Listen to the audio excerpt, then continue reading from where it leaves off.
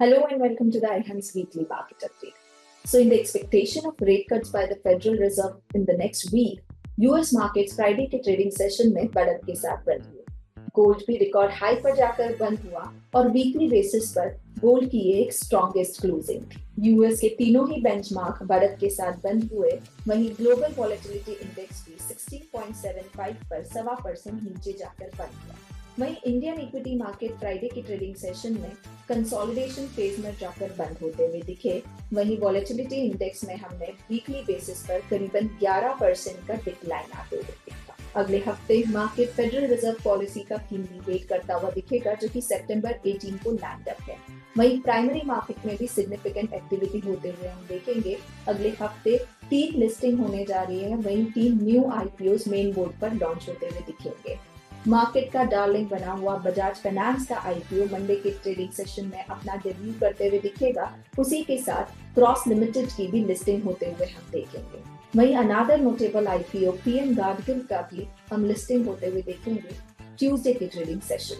Potential rate cut के expectation में IT, real estate, auto और बीएफएसआई सेक्टर लाइमलाइट में रह सकता है।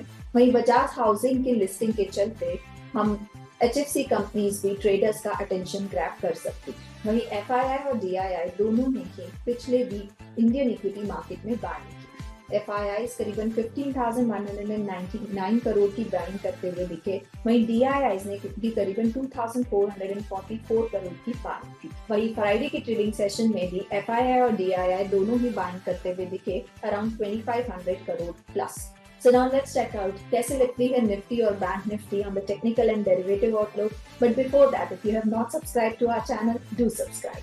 Derivative setup पर अगर निफ्टी को देखें तो 25,000 पर सबसे ज्यादा पुट राइटिंग होते हुए देखी है। करीबन 53.56 लाख का ओपन इंटरेस्ट बिल्ड होता हुआ दिखा है। वहीं ऊपर की तरफ 26,000 पर हमने सबसे ज्यादा कॉल राइटिंग होते हुए देखी है। करीबन 66.15 लाख का ओपन इंटरेस्ट बिल्ड होता हुआ दिखा है। वहीं अगर अपकमिंग वीक की एक्सपायरी को देखें तो वहां पुट कॉल रेशियो आता हुआ दिखता है 1.09 पर, जो कि बुलिश मोमेंटम दिखाता हुआ दिखता है। वहीं मैक्स पेन हमें 25,300 के आसपास आता हुआ दिखता है। जिस तरीके से मैक्स पेन शिफ्ट होता हुआ दिखा है, नोटेबल पुट राइटिंग होते हुए दिखी है 25,000, 25,100 और 200 की स्ट्राइक प्राइजेस पर। 25,127 एक इम्पोर्टेंट ब्लॉक सपोर्ट की तरह काम करेगा। वहीं ऊपर में 25,555, 25,630 स्ट्रॉन्ग रेजिस्टेंस की तरह काम करते हुए दिखेंगे। ना टेक्निकल सेटअप पर भी अगर निफ्टी को देखें तो वीकली चार्ट पर निफ्टी एक बुलिश एंगल्फिंग फॉर्मेशन बनाते हुए दिखा है और अपने सारे ही इंपॉर्टेंट मूविंग एवरेजेस के ऊपर जाकर इसने क्लोजिंग की है। वहीं टेक्निकल सेटअप पर अगर निफ्टी को देखें तो ये स्ट्रॉन्ग क्लोजिंग देता हुआ दिखा है। वीकली चार्ट पर ये अपने सारे एवरेजेस के ऊपर जाकर क्लोज हुआ है और एक बुलिश एंगल्फिंग फॉर्मेशन डेवलप करता हुआ दिखा है। सो अगले हफ्ते 25,127 स्ट्रॉन्ग सपोर्ट की तरह काम करेगा और बुलिश मोमेंटम कंटिन्यू होता हुआ दिख सकता है। Now let's talk about the Bank Nifty's technical and derivative setup. Derivative setup पर सितंबर 18 की एक्सपायरी के लिए अगर बैंक निफ्टी को देखें तो highest open interest call side दिखता है 52,000 की स्ट्राइक प्राइस पर, जहां करीबन 23.74 लाख का ओपन इंटरेस्ट बिल्ड होता हुआ दिखा है। वहीं पुट साइड 51,500 पर सबसे ज्यादा पुट राइटिंग होते हुए दिखी है, अराउंड 20.50 लाख का ओपन इंटरेस्ट बिल्ड होता हुआ दिखा है। पुट कॉल रेशियो अराउंड 1.2 के अराउंड है, जो कि बुलिश मोमेंटम कंटिन्यू होता हुआ दिख सकता है, जबकि मैक्स पेन आता हुआ दिखता है 51,800 के स्ट्राइक के पास। नॉट टेक्निकल सेटअप पर अगर बैंक निफ्टी को देखें तो बैंक निफ्टी ने अपना ट्रफ बनाते हुए दिखाया है with bullish engulfing formation. Gradually ये अपने हायर हाई फॉर्मेशन एक अपवर्ड स्लोपिंग चैनल को कंटिन्यू करता हुआ दिखा है। बुलिश एनगल्फिंग फॉर्मेशन के साथ ये अपने सारे एवरेजेस के ऊपर जाकर क्लोज होता हुआ दिखा है। सो 51,355 ब्रॉड सपोर्ट की तरह काम करेगा। वहीं ऊपर में 52,200, 52,500 ब्रॉड रेजिस्टेंस की तरह काम करते हुए दिखे। अगले हफ्ते 3 न्यू आईपीओस ओपन होते हुए दिखेंगे, जिसकी डिटेल्स आप स्क्रीन पर देख सकते हैं।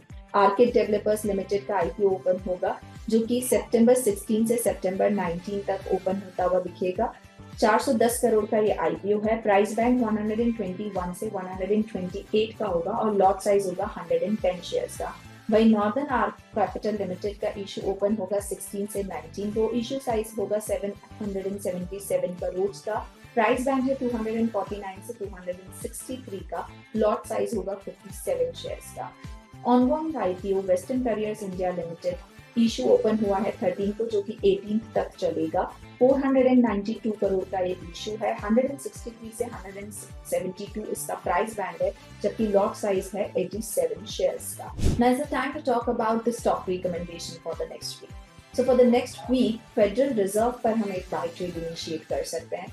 फेडरल बैंक अपने 50 EMA पर सपोर्ट लेता हुआ दिख रहा है और अपने ओवरसोल्ड टेरिटरी से बाहर आता हुआ दिखता है। अगर ये 188 जो कि फ्राइडे के ट्रेडिंग सेशन का हाई है उसके ऊपर निकलता हुआ दिखता है, तो 191, 94, 196 तक के लेवल हम अगले हफ्ते में आते हुए दिख सकते हैं। वहीं 4 सितंबर को एक गैप एरिया है जो कि फिल होता हुआ दिख सकता है। So for the price target of 191, 94, 96 आप फेडरल बैंक पर एक बाय ट्रेड इनिशिएट कर सकते हैं with the stop loss of 185. So this is all about for this week. Thank you, bye bye and happy weekend. Investment in security market are subject to market risk. Read all the related documents carefully before investing.